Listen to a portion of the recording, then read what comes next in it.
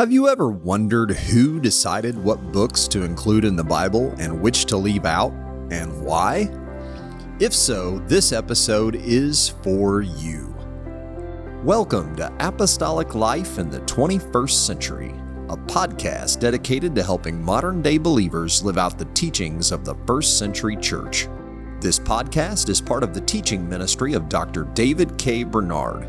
Dr. Bernard has dedicated his life to studying the Bible and helping believers apply its message to their daily lives. In Apostolic Life in the 21st Century, Dr. Bernard answers your questions about what the Bible teaches and how those teachings apply to everyday life. If you enjoy this podcast, we encourage you to check out Dr. David K. Bernard's books. Dr. Bernard has written more than 30 books on biblical theology and Christian living and leadership. Visit Pentecostalpublishing.com and search David Bernard for a list of available titles. Enter promo code DKB10 at checkout to save 10% on your order. That's Pentecostalpublishing.com, promo code DKB10 to save 10% at checkout. Thank you for joining us.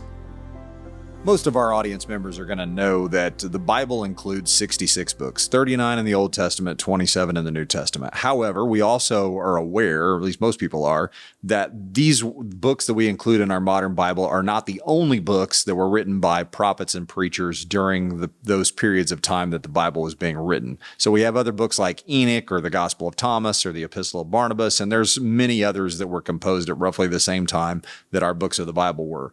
So the question is, who decided which books were going to be included in what we call the modern Bible and which to leave out, and why did they make those choices? That's a very good question. It goes to the fundamentals of our faith, because we believe the Bible is our authority for doctrine, for salvation, for Christian life and Christian ministry.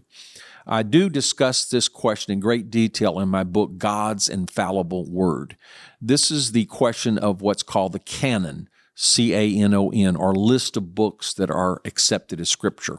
Theologically, we say the books accepted as Scripture are the books that are inspired by God. So we don't decide the canon. God decided the canon by deciding which books to inspire. But we're still left with a practical question: how do we know? So to summarize briefly, the Old Testament, the basis for our accepting them are as follows. First of all, we accept the books that ancient Israel accepted, because they were the people of God at that time to whom these books were given. So we accept the same books that Judaism from ancient times till today accepts as biblical. A second point is almost all the books. Now, the Hebrew Bible has the same 39 books, but some of them are combined. So either you have 22 or 24 Hebrew books, which are equivalent to our 39 Old Testament books. So using the Hebrew classification, Jesus and the other speakers and writers in the New Testament quoted from almost all of them as authoritative Scripture, but did not, or alluded to stories from them, but did not quote from any of the other books and that would be ancient, or usually in the Old Testament, you're talking about the possibility of the Apocrypha, which are books written in intertestamental times. And you recorded a great episode yes. on so that. We discussed that. And so as a practical matter, and also it appears that the Old Testament prophets kept written records and added to them. So it appears that many of these ancient books were recognized as Scripture almost immediately, because they were kept by a company of recognized prophets who prophesied, who wrote some things, and who handed them down to us. So the Old Testament is not too controversial, especially as I've stated, we've separately discussed those books in the intertestamental period known as the Apocrypha. So that's pretty settled. Now, the New Testament, essentially the criteria, the number one criterion is apostolic authority. So they were written, Jesus commissioned 12 apostles, and then he commissioned the Apostle Paul as a special apostle to the Gentiles. So we regard those 13 men as divinely chosen to establish the church. Well, all the books of the New Testament were written with apostolic authority. What I mean by that is they were either written by one of those 13 men or an associate of one of those 13 men with the approval of those men. In other words, if they were not written directly by an apostle, they were written by someone who worked closely with the apostles, who had the opportunity to review their work, correct their work, and if it was written and distributed, some apostles are still alive could say, no, that's wrong. So the 27 books of the New Testament we accept because of apostolic authority.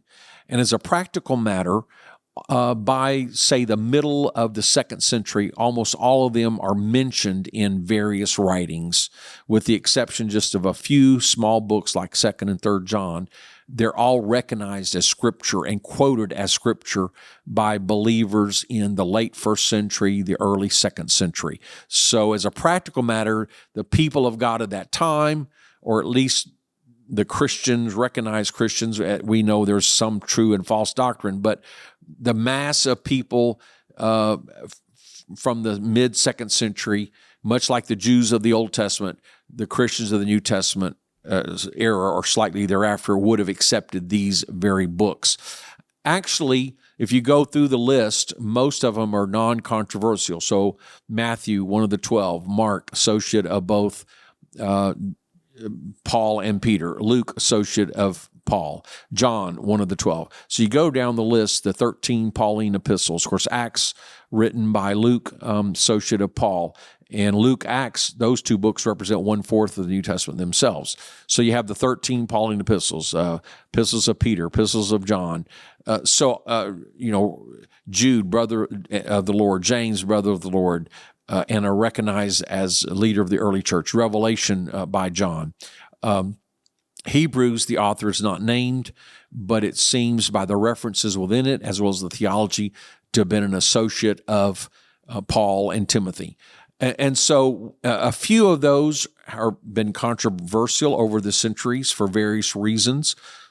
I think about 7 of them were disputed, but the vast majority, the Gospels, Acts, the Pauline epistles, 1 Peter, 1 John, were never disputed. So even if you took out the 7 that were disputed by some, you have all the doctrines of the New Testament pretty much there. And the remaining books that were disputed by some, the dispute is resolved in their favor by the criteria I've mentioned: apostolic authority, acceptance by the earliest Christians. And of course, we also look if a book doesn't match the doctrine that's of the accepted books, then it can't be valid. And so some of the other books you mentioned, they have doctrines in them that don't fit the rest of the New Testament. They're obviously wrong, like the Gospel of Thomas is obviously a Gnostic forgery. The Epistle of Barnabas is not written by the Barnabas of the Bible, written later, and it has some questionable things. So, you can easily go through the list. Enoch, there is a book that is supposed to be quoted from Enoch, or about Enoch, and Jude makes a reference to that, but it's very possible that both the book of Enoch and Jude are quoting or referring to the same authentic tradition from ancient times. And so what you have to understand is there's some rare mentions in the New Testament of a few Jewish traditions. First of all, that doesn't mean the whole book that would now have that tradition is considered authoritative. Also, it could mean, as I just alluded to, that this later book and the biblical book is going back to the same oral tradition as a matter of history. Just like in a sermon, I might quote Lincoln. That doesn't mean I'm thinking Lincoln's inspired by God, but I recognize that as a historical quote or a valid source. So without going into great detail, I think we can say the New Testament, apostolic authority, acceptance by the earliest Christians, and with really no dispute at all for the vast majority, and matching the rest of the New Testament that's already been clearly established. So I think we can have great confidence that the same God who inspired the writers to write also, through the historical process, kept his hand of preservation upon the Word and revealed what is the Word, so that Otherwise, you could say God's intentions were thwarted. If he inspired the books and yet they're lost or obscured and nobody can figure them out, well, wouldn't God's purpose be destroyed? So if we have enough confidence that God inspired the books, I think we can have confidence that God kept his hand upon the subsequent reception process so that we can have confidence that the books we have today are indeed the Word of God. Thank you for listening to this episode of Apostolic Life in the 21st Century. If you enjoy this podcast, please take a moment to give us a review on Apple Podcasts, Spotify, or your favorite podcast app. We also appreciate it when you share Apostolic Life in the 21st Century with a friend or family member. And make plans to join us again next time as we look at how the Bible applies to everyday life.